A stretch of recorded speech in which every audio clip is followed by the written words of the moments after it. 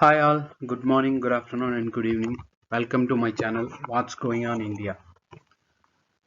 Today, let's look at the Q2 results of Hindustan Unilever Limited. This is one of the giant in the consumer goods segment for India. So, if you look at their branding, almost all the brands belongs to them. Whatever we have in the consumer goods segment, and they highlighted Trasami, Surf, and Horlicks. They have introduced some new products, so they highlighted these brands because they are like one of the major. If you look at the presentation given by HL, so they are stressing that the COVID cases came down, which actually increased the mobility in India. So the people movement has been started. Even the employment has been increased. So all they want to say is their consumer goods like fashionable products, like even the skincare products, Ponds and all those Fair and Lovely, all these products, people will purchase when they go out, right? So if they are not going out, why should they do makeup? So that is the concept. Even the food products like Horlicks or like beverages, all these things, right? So ice creams, the sales increases when people starts moving out. So until the time we are at home, we may not use them up to the extent. So we cook at home and we rarely order in Swiggy or Zomato or something and then we eat it. So we don't look for ice cream from Quality Walls or something like that, right? So that's the key point they want to update by using this slide.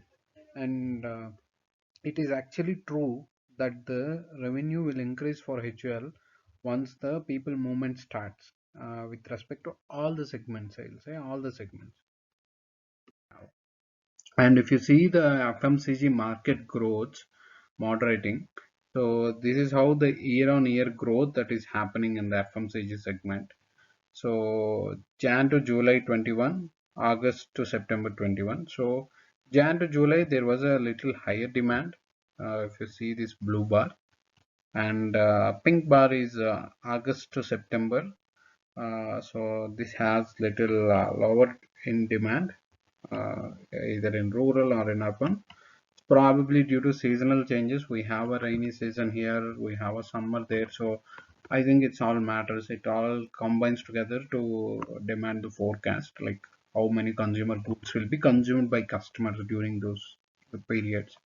And consumer sentiments remain subdued. So this says that consumers sentiment was okay, and commodities continue to be at elevated levels. So the commodities, basically whatever commodities we consume, their cost is increasing. So that is one of the things they are trying to explain here. So whatever cost at which they procure is increasing, and that is when the leaders will have a uh, you know advantage of pricing the products. If you look at the growth, it's consumer growth is double digit.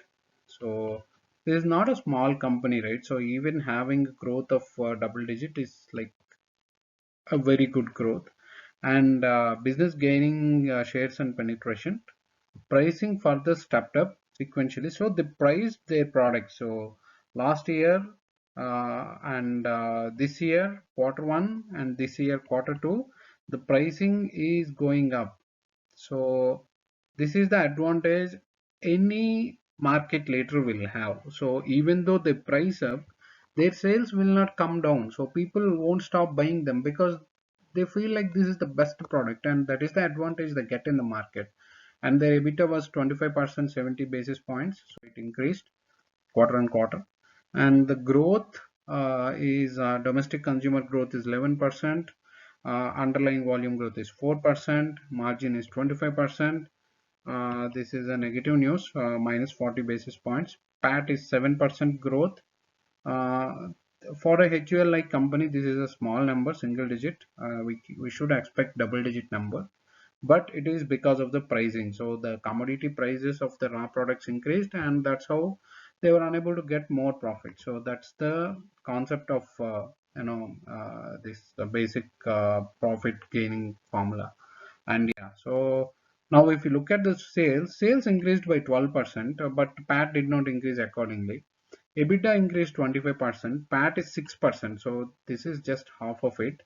So they want a direct correlation here. Net profit is 4248 crore without tax. So that's how they had done their performance. It's excellent performance. I don't say this is bad performance or anything.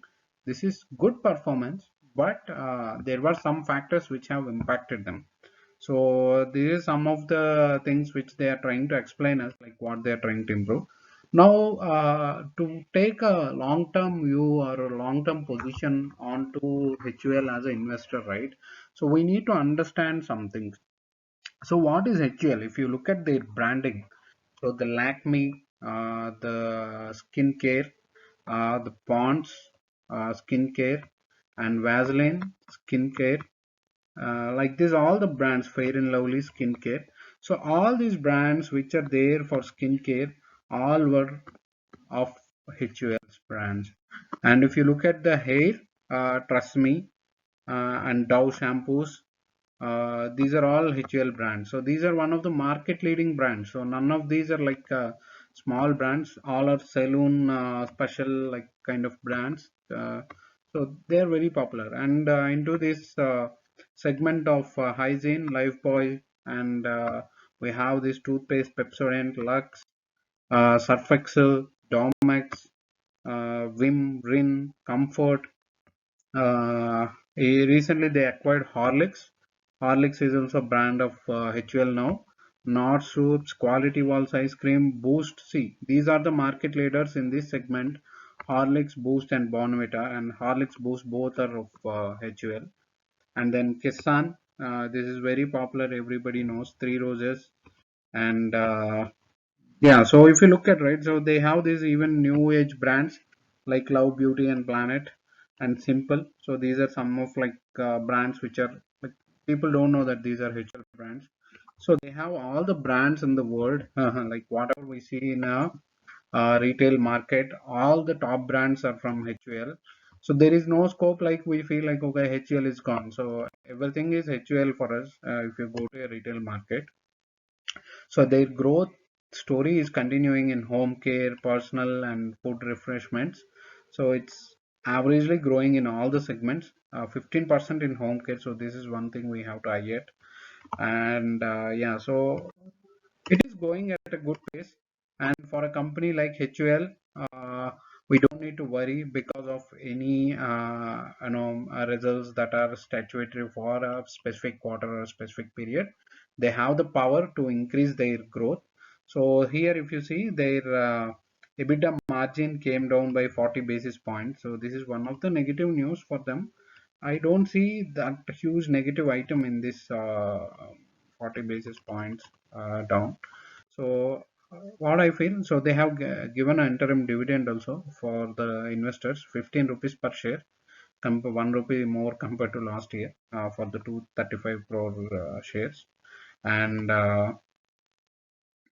yeah, so they are continuously optimistic on their performance. As an investor, when the stock is coming down from its all-time high, and if it is having this type of a branding image, it is an opportunity for investors. I feel this is a good opportunity for all the investors to take positions into Hindustan Unilever. It's not a recommendation, but it's my opinion. I am going to buy HUL based on these results and the position they are in with respect to pricing.